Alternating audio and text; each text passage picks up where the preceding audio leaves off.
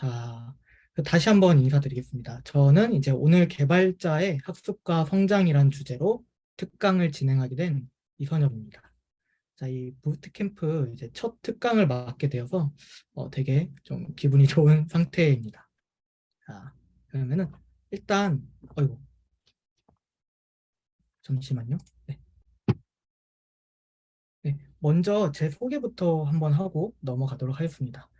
이제 저는 조금 이제 복잡한 커리어를 거친 이제 9년차 개발자로 지금은 코발트 주식회사에서 CTO 직무로 일을 하고 있습니다. 회사에서는 이제 인프라 관리나 백엔드 그리고 프론트를 가리지 않고 업무를 하고 있고, 그리고 이제 개발 조직의 뭔가 성장을 위한 가이드 역할도 겸하고 있습니다. 저에 대해서 조금 더 궁금하신 분은 이제 화면 링크에 제 기타 프로필이나 블로그를 살펴보시면 좋을 것 같습니다. 그리고 저희 회사에서는 프리젠트라는 서비스를 운영을 하고 있는데요. 아주 잠깐 저희 회사 서비스인 이제 프리젠트를 소개하자면은 이제 저희 서비스는 이렇게 발표 자료를 업로드하고 필요하다면 이제 녹음이나 녹화를 할 수 있는 기능을 제공을 하고 있습니다. 그리고 또 이제 모두에게 공개를 하거나 일부 사람들한테만 이제 공개할 수 있는 뭐 권한이나 보안 기능도 제공을 하고 있습니다. 그래서 이미지도 고해상도로 제공을 하고 필요하다면 음성이나 영상을 붙일 수도 있으니 만약 여러분들이 이제 공부를 하시다가 발표 자료나 스터디 자료를 공유하신다면은 편리하실 거라고 생각합니다. 자, 그러면은 많은 이용 부탁드리고 이제 서비스 소개는 여기서 마치도록 하겠습니다. 자, 잠시만요.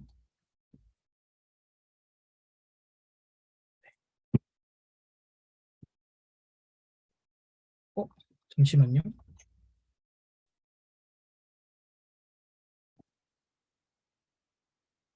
네. 잠시 키보드가 잠깐 안 먹혀가지고. 네. 그러면 본격적으로 개발자의 학습과 성장 특강을 이제 시작을 하도록 하겠습니다. 먼저 우리가 학습을 하고 성장하는 과정은 이제 반드시 고민에서부터 시작이 됩니다. 특히 한창 공부 중인 시기에는 이제 고민이 굉장히 많아지는데요.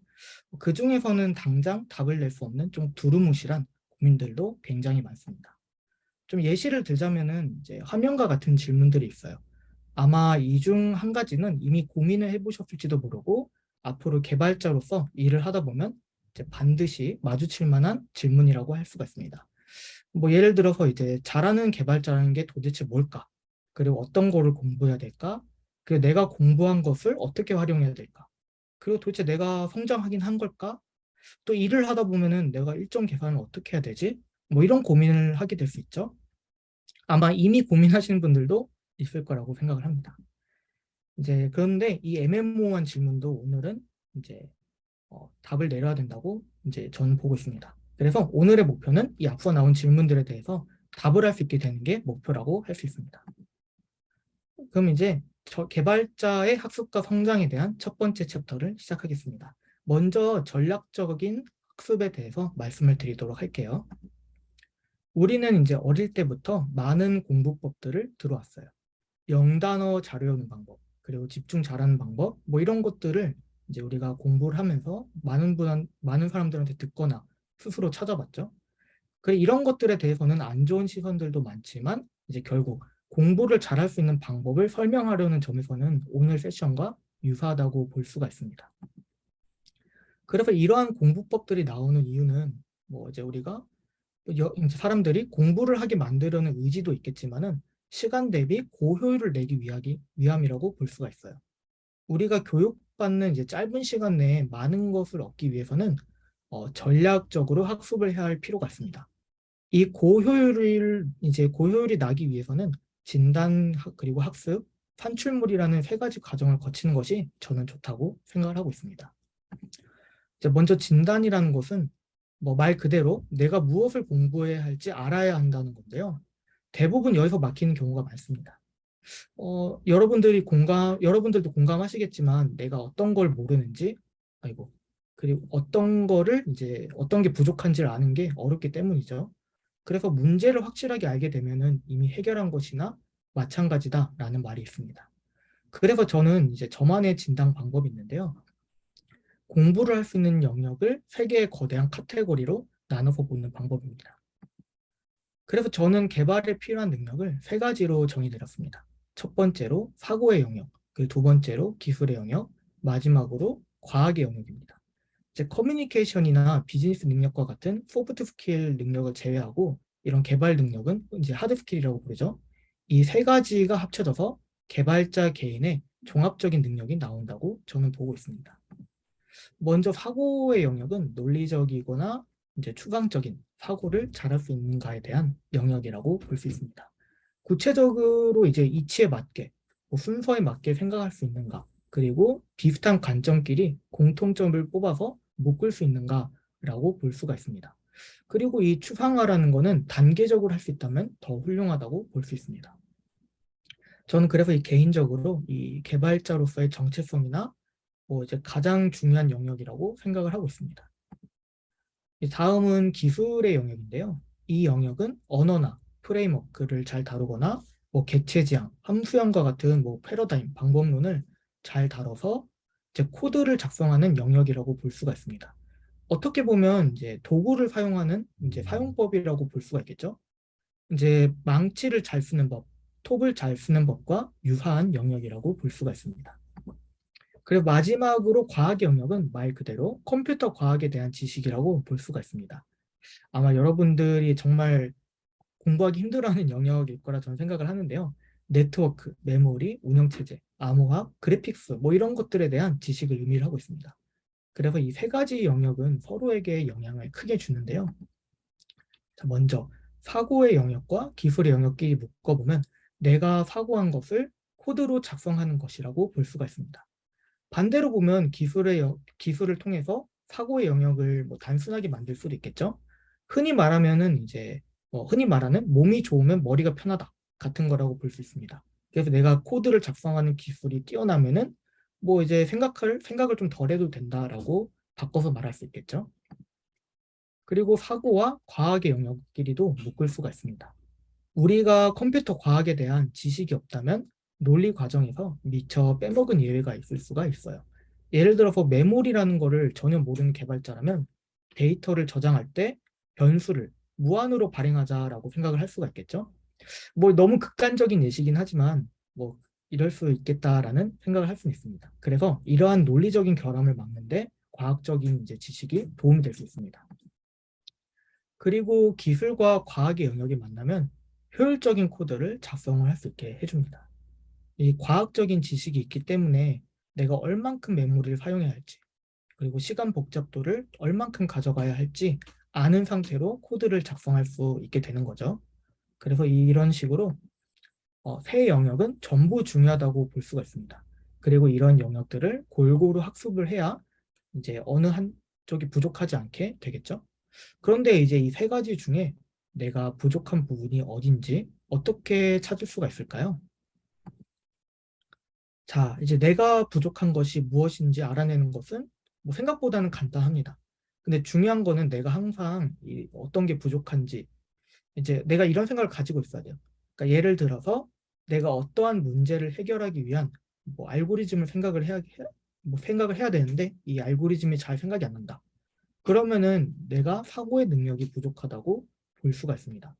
근데 이때 중요한 거는 내가 부족하다는 것을 눈치채지 못한다면 이제 영원히 알 수 없다는 점이에요. 그래서 성장에 대해서는 내가 습관이 될 정도로 이제 이런 것에 대해 신경을 쓰는 것이 좋습니다. 그래서 정리하면 이렇게 볼 수가 있어요. 문제를 보고 로직을 설계하는 것이 어렵다. 그러면은 내가 이제 프로그램의 흐름을 파악하고 설계하는 사고적인 능력이 부족하다고 볼 수가 있습니다. 그리고 이제 어떻게 만들지 생각은 잘 됐지만 이걸 내가 코드로 어떻게 해야 되지? 뭐 이런 생각이 든다면 기술이 부족하다 볼 수 있습니다. 그래서 만약 내가 구현을 했더라도 좋지 않은 코드가 나오고 뭐 제대로 된 설계가 안 됐다면은 이 기술이 부족하다고 볼 수 있겠죠. 그리고 만약 구현까지 잘 했지만 뭐 성능, 메모리 등의 문제로 프로그램이 터졌다면 이제 컴퓨터 과학적인 지식이 부족하다고 판단할 수가 있습니다. 그래서 그리고 또 알아야 되는 지식을 몰라서 뭐 코드나 논리를 이해하기 어려워도 이쪽에 해당이 될 수가 있습니다. 뭐 예를 들면 이제 단방향으로 암호화를 하는데 이 암호화를 왜 해야 되지? 뭐 RSA를 이용해서 양방향 암호화를 한다. 근데 이걸 왜 해야 되지? 모른다면은 이제 논리를 이해하는데 좀 어려움을 느낄 수가 있겠죠. 그리고 일단 저는 이 세 가지 영역 중에서 가장 강조하고 싶은 부분은 이제 사고의 영역입니다. 그 이유는 이제 우리가 개발자라서 그렇습니다. 개발자는 프로그램을 만들고 그리고 프로그램은 원하는 결과를 내기 위한 이제 도구죠. 그래서 프로그램의 뜻은 이제 결국 원하는 결과를 이루기 위해 수행되는 일의 계획이라고 합니다. 그래서 개발자가 프로그램을 작성한다는 것은 결국 결과를 내기 위해서 논리적인 계획을 세워야 한다는 뜻이라고 볼 수가 있습니다. 그래서 개발자는 항상 논리적으로 생각하고 설계를 해야 합니다. 근데 이 논리적인 사고, 추상적인 사고라는 것은 학습을 어떻게 해야 할지 아마 감이 잘 안 오실 거예요. 저도 막상 생각해보면 이거 되게 어렵다라고 느끼는데요. 제가 정리한 학습 방법을 좀 소개를 해보겠습니다. 먼저 단계적인 추상화에 익숙해져야 됩니다. 이 단계적인 추상화라는 거는 이제 논리를 탑다운으로 나누는 것을 말하는데요. 탑다운은 이제 큰 문제를 작은 문제로 분해하는 과정을 뜻합니다. 예를 들어보면 사용자는 로그인을 한다 라는 문제가 있다고 가정을 해볼게요. 보통 이런 것을 이제 사용자 스토리라고 부르는데요. 이런 사용자 스토리를 구체적으로 보면은 사용자는 브라우저를 통해 서버로 로그인을 요청한다라고 볼 수 있습니다. 근데 이렇게 점점 구체적으로 가면은 뭐 이제 사용자는 로그인 페이지에서 이제 로그인이라 써져 있는 버튼을 클릭했을 때 AJAX 요청을 보내고 스피너를 보여준다.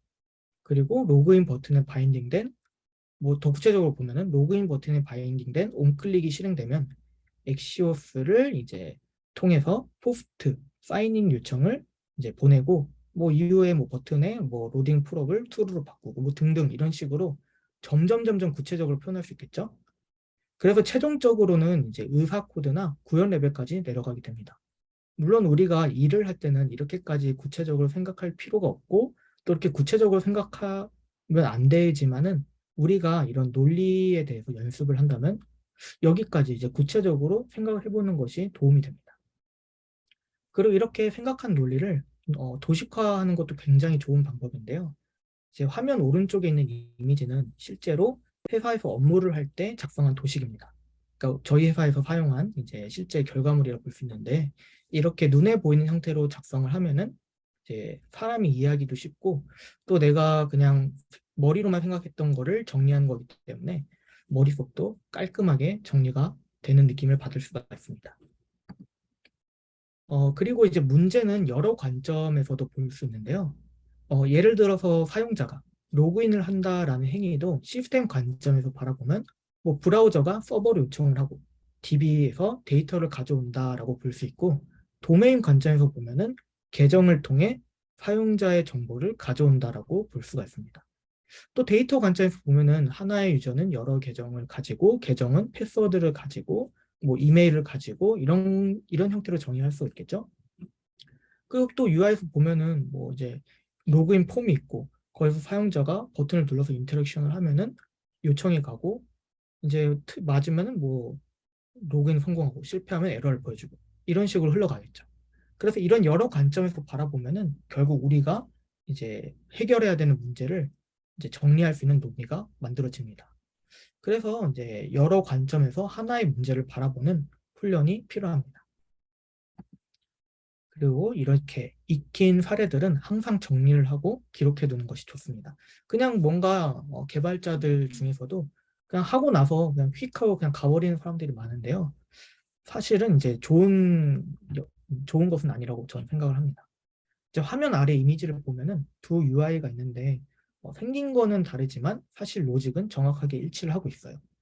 그렇다면 이제 로직이 일치한다는 건 사실 같은 논리를 사용한다라고 볼 수가 있는 거겠죠. 이것처럼 논리는 재활용이 가능합니다.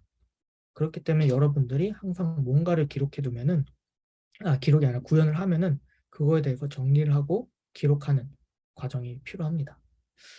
이런 논리의 가장 대표적인 예시가 CRUD예요. CRUD는 여러분들이 다 아시죠? 그런 식으로 정리를 할 수가 있습니다. 자, 그러면 다음으로 기술은 어떻게 공부하는 게 좋을까요? 일단 저는 특정 기술을 공부할 때 가장 추천하는 것은 공식 문서를 보는 것이라고 생각을 합니다. 공식 문서를 보는 것입니다. 가끔 예외도 있긴 한데 보통은 만든 사람이나 집단이 가장 이제 올바르게 설명을 합니다. 그리고 도구의 기본적인 개념이나 철학을 가장 이제 열정적으로 설명하기도 합니다. 보통 뭔가 다른 이제 공식 문서가 아닌 다른 자료, 예를 들어 누군가가 작성한 블로그나 뭐 이제 재가공된 자료들은 물론 이제 깔끔하게 정리가 돼서 보기에는 좋지만 이러한 철학이 빠지거나 최악의 경우에는 잘못된 설명을 하기도 해요.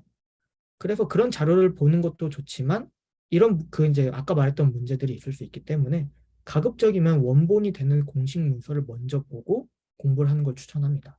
그 다음에 이제 2차 가공된 자료를 보는 걸 보는 게 좋다고 저는 생각을 해요. 그리고 두 번째로 이제 흔히 착각하는 부분이 있는데 남의 도움을 받지 않고 스스로 생각하는 것이 좋다라는 이제 미신이 있습니다. 기술은 이제 우리가 역사가 흐르면서 쌓이는 결정체라고 볼 수 있습니다. 지금 나와 있는 라이브러리나 프레임워크도 과거로부터 계속 발전해서 생긴 기술이라고 볼 수 있고 유명한 것들은 그 끝판왕이라고 볼 수가 있겠죠. 그래서 이런 기술들은 우리가 스스로 생각해내기에는 너무 어렵고 또 방대합니다. 그래서 이런 것들을 공부하는 것도 중요하겠지만, 그러니까 이제 뭐 어떻게 구현되는지 아는 것도 중요하겠지만, 일단 이런 기술들이 있다는 것을 빠르게 알고 또 학습하고 이해하는 것이 더 중요하고 앞으로 이런 기반 지식을 익히는 데 더 유리하다고 저는 볼 수가 있어요. 그리고 논리와 마찬가지로 이제 기술도 재활용이 가능합니다.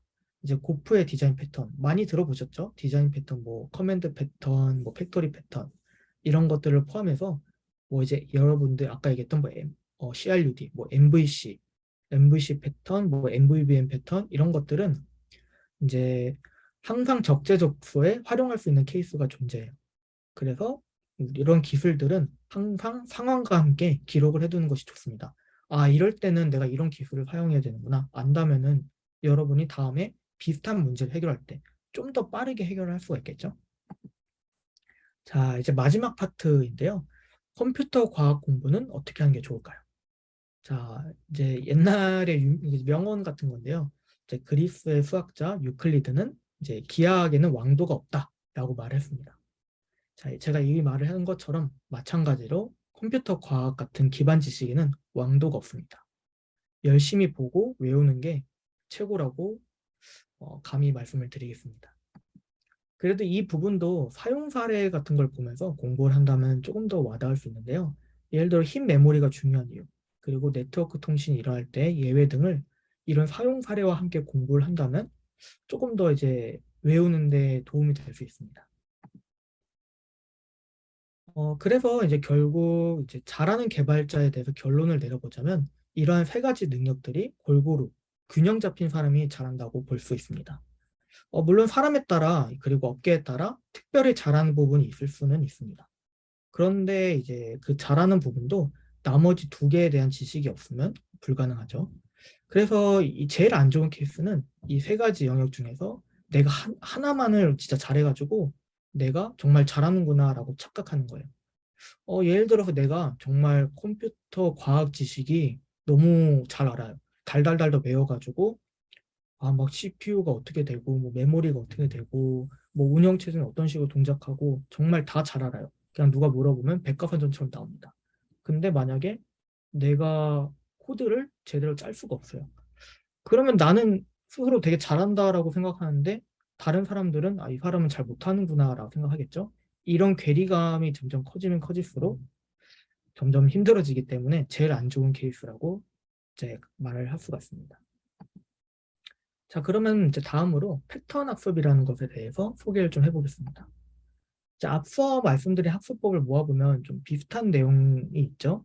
이제 각각 네모친 부분이 패턴이라 볼 수 있습니다. 뭐 논리적인 사고를 정리하고 기록하자. 비슷한 문제를 해결할 때 도움이 되기 때문에 상황에 적합한 케이스를 이제 기록해주자.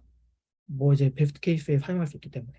뭐 이제 과학적인 지식도 적절한 상황에 알아야 되는 지식이 있기 때문에 사용 사례와 함께 공부를 하자.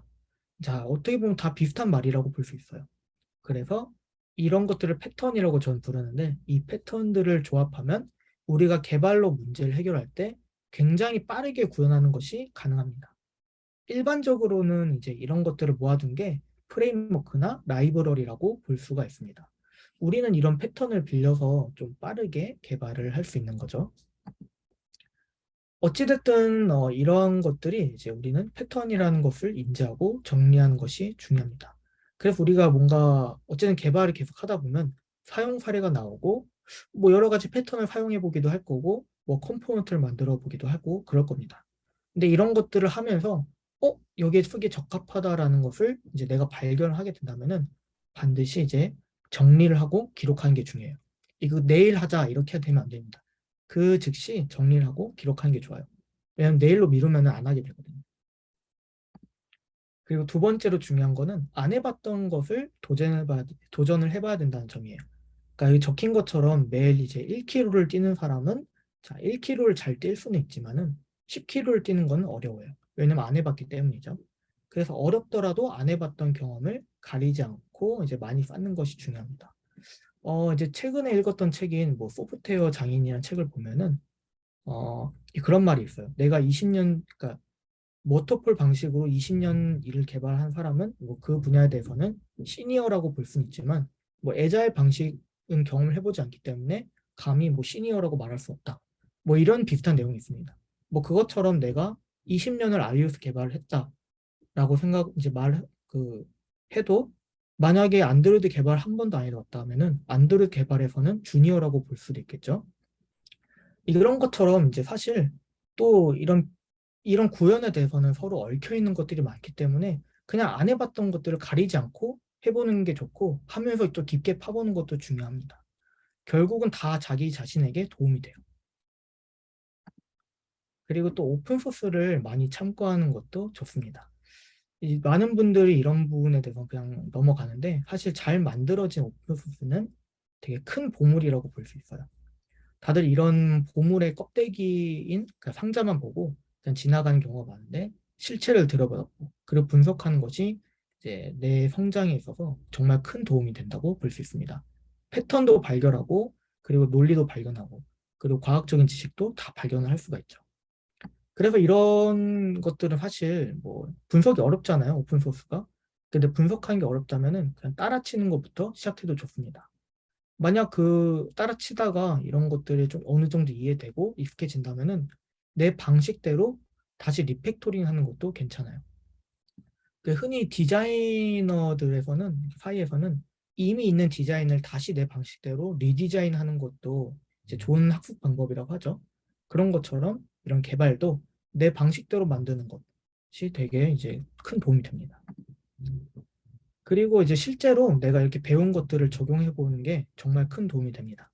이제 여기 적혀 있는 것 중 하나가 이제 야영지 규칙이라는 게 있는데 야영지 규칙은 머무른 곳을 발견했을 때보다 떠날 때 더 나은 곳이 여야 된다는 규칙입니다. 이것처럼 이제 코드도 내가 작업하는 영역을 시작할 때보다 마칠 때 더 훌륭해야 된다라는 이제 식으로 규칙을 적용할 수가 있어요.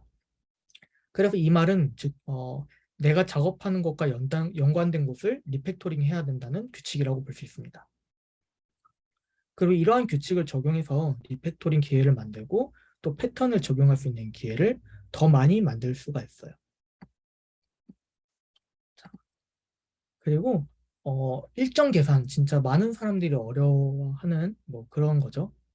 그리고 이제 어, 솔직히 뭐 이제 일정을 함부로 이제 결정하는 것도 쉽지가 않습니다. 근데 이러한 패턴이 이제 많이 쌓이면 쌓일수록 일정 계산도 좀 편해집니다. 이 패턴을 안다는 것은 한번 이제 구현을 해본 경험이 있다는 뜻이죠. 그래서 뭐 사실 이 패턴을 모를 때 처음에는 일정 계산이 잘 안 되는 게 정상이에요. 하지만 이제 내가 경험이 쌓이면서 그리고 내가 아는 패턴이 많아지면서 이런 비슷한 걸 만들 때 이 정도 걸리겠구나.